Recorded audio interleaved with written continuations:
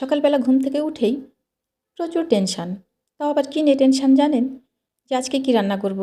কিভাবে রান্না করলে কালকে চাইতে আজকে রান্নার খাবারটা একটু ভালো হবে আগের চাইতে, বা একটু কেমন করে রান্নায় নতুনত্ব আনা যায়। এই যে কী রান্না করব, কী রান্না করব, এই টেনশান নিয়ে আমার পুরো সকাল শেষ। আসসালামু আলাইকুম। আমার প্রিয় আপু ভাইয়েরা, সবাই কেমন আছেন? আশা করি আল্লাহর রহমতে ভালো আছেন, সুস্থ আছেন। আজকে আরেকটি নতুন ব্লগ ভিডিও শেয়ার করব। ওই যে বলছিলাম টেনশান। আমি ফেসবুক, ইউটিউবে কাজ করার আগে ছিলাম একরকম।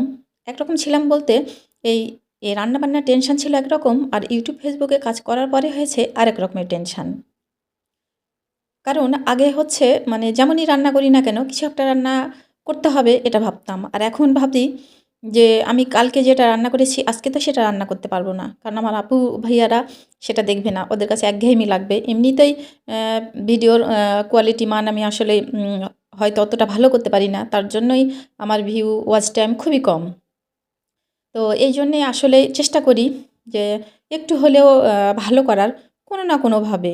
কারণ আমি যে বিষয়টায় না কাজ করব, বা আমি যেখানে কাজ করব সেখানে আমার উন্নয়ন ঘটানোর চেষ্টাটাই সবসময় থাকে আমার, সব ক্ষেত্রেই।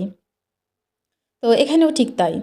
তো যাই হোক, আমার প্রিয় আপু ভাইয়ারা, সকাল সকালবেলা টেনশান করেই সকালের সময়টা শেষ করে দিলাম।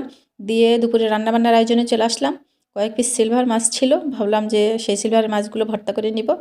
তাই তো সিলভারের মাছগুলো সেদ্ধ করে রেখে দিলাম। আর এখানে আমি তেলাপিয়ার মাছ দিয়ে আলু রান্না করব। মাছগুলো ভেজে নিয়েছি আর আলুগুলো আমি মাখিয়ে রান্নাটা শুরু করব। কারণ মাখামাখিটাই একটু বেশি ভালো লাগে, আর এভাবে খুবই সহজ রান্না হয়। আর খেতে যে খারাপ লাগে তা নয়, খেতে কিন্তু খুবই ভালো লাগে। আর আমি খুবই বেশি করে মাখিয়ে নিব, কারণ মাখামাখি তরকারিটা এমন হয় যে সবজিগুলো হাত দিয়ে মাখাতে মাখাতেই অর্ধেক রান্না হয়ে যায়। এরকম আসলে মাখামাখির বিষয়টা। তো সুন্দর করে মাখিয়ে নিচ্ছি, নিয়ে এখানে আমি সব কিছু দিয়ে আমি এটা রান্না শুরু করে দিব। আর এই সবজিটা ঠিক হবার কিছুক্ষণ আগে আমি সে ভাজা মাছগুলো দিব, দিয়ে একসঙ্গে নাড়াচাড়া করে ফুটিয়ে নামিয়ে নেব। তো আমার প্রিয় আপু ভাইয়ারা, ভিডিওটা দেখা শুরু করার আগে লাইক দিয়ে দেখা শুরু করবেন। আর অবশ্যই লাইক, কমেন্ট, শেয়ার করবেন। আর হচ্ছে আমার পাশে থাকবেন। আমি এটা সবসময় আশা করি, এবং আপনাদের জন্য আমি যতটুকু পারি চেষ্টা করি একটু ভালো কিছু করার। কিন্তু কি আর করব, ওই তো সারাদিন যা করি সেটাই আসলে তুলে ধরার চেষ্টা করি। এর বাইরে তো আমি কিছু করতে পারি না।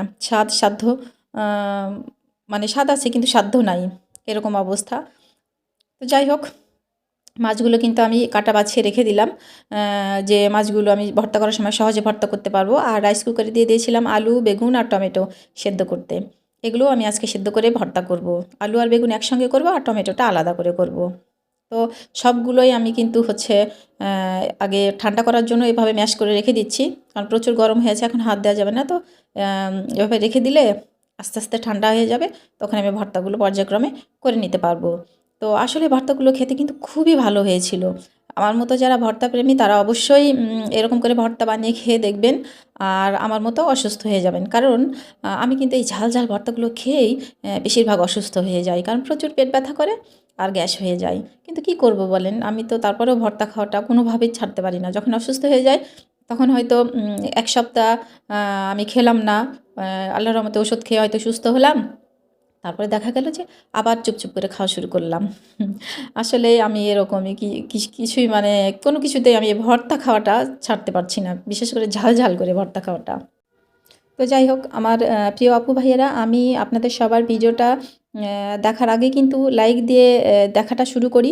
আর এটা আমার একদমই এমনভাবে অভ্যাস হয়ে গেছে যে ভিডিওটা অন করা মাত্রই আমার লাইকটা দিতে হবে।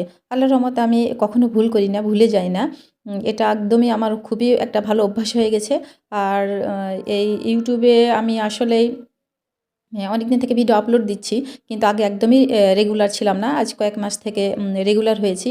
তাই তো ইউটিউবে, ফেসবুকে কিভাবে কাজ করতে হয়, কোন নিয়মে কাজ করতে হয়, এগুলো সব কিছুই অনেকটাই জেনে বুঝে কাজ করা শুরু করেছি। তো এই জন্যই বলছি যে আমরা সবাই সবার ভিডিওটা ফুল ওয়াচ করার চেষ্টা করব। আর তো লাইক কমেন্ট শেয়ার করব ইনশাল্লাহ। এটা যেন আমাদের সবার ক্ষেত্রেই হয়, কারণ আমরা ছোট ছোট কন্টেন্ট ক্রিয়েটার, আমরা যদি একজন আরেকজনকে সাপোর্ট না করি তাহলে আমাদের জীবনে কখনোই সফলতা আসবে না। কারণ বড় কন্টেন্ট ক্রিয়েটাররা তো আর আমাদের ভিডিও ওরা দেখবে না, আমাদেরকে ওরা সাপোর্টও করবে না। তবে ওই পর্যায়ে যেতে হলে আমরা একজন আরেকজনের পাশে থাকবো, এটাই হচ্ছে আমাদের কথা। তো যাই হোক, এখানে আমি সবগুলো ভর্তা কিন্তু সুন্দর করে বানিয়ে নিচ্ছি। যাই হোক, আমার সবগুলো ভর্তা কিন্তু করা হয়ে গেছে। এই তো ৩ রকমের ভর্তা। আর আজকে ভর্তা করছিলাম আর ভাবছিলাম যে অনেকগুলো ভাত খাবো, কারণ আমি যেহেতু ভর্তা ভীষণ ভালোবাসি। আর ভয়েস দেওয়ার সময় মনে হচ্ছিল যে ইস! এই ভর্তাগুলো যদি এখন পেতাম তাহলে খুবই ভালো হতো। গরম ভাতের সঙ্গে ভর্তা খেতে কিন্তু দারুণ মজা। তো রান্নাবান্না কাজকর্ম সব শেষ করে আজকে অনেকদিন পর ছাদে আসলাম খেতে। আমি আজ ২ বার খেতে বসে গেলাম। আর আজকে আমি খাবো এই দুপুরবেলা, মাছে তো হাত দিব না, মানে মাছে হাত দিব না বলতে তেলাপিয়ার মাছ যেটা রান্না করেছি আলু দিয়ে, ওটা আমার খাওয়াই লাগবে না। আমি এই মাছের ভর্তা, বেগুনের ভর্তা, টমেটো ভর্তা দিয়ে আলহামদুলিল্লাহ পেট ভরে ভাত খাবো। তো যাই হোক, ভিডিওটা কেমন লাগলো অবশ্যই কমেন্টস করে জানাবেন। আর সবাই ভালো থাকবেন, সুস্থ থাকবেন। ফিরে আসবো আগামীতে নতুন কোনো ভিডিও নিয়ে। আল্লাহ হাফেজ।